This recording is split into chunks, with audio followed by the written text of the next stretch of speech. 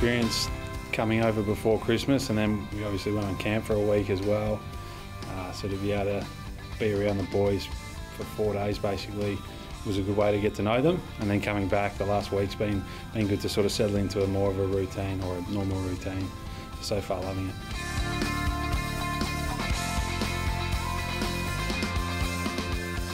I suppose my previous AFL experience at Gold Coast, I got thrown around in a few different positions, so forward and back.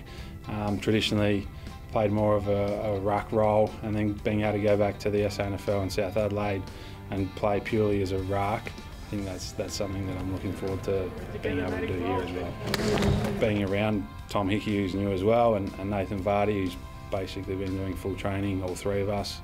And then you got Nick, who's coming back from his knee. There's four probably pretty mature guys that are going to be competing week in, week out. Brookers I didn't really know a lot about. Obviously I knew he was at the Gold Coast and that sort of thing, but hadn't really seen him play too much.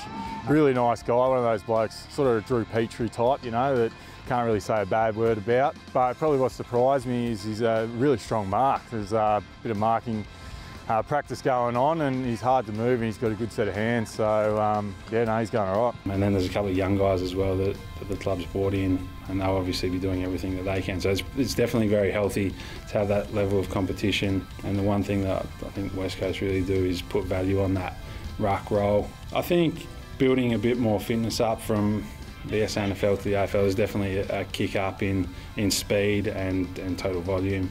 So just working on that a little bit, which is more of a fitness thing. And then in terms of skill, probably the thing that I need to keep on working on would be the forward craft and being able to take a couple of marks up forward and convert them into goals. So the forward contested marking is something that I'm working quite hard on as well.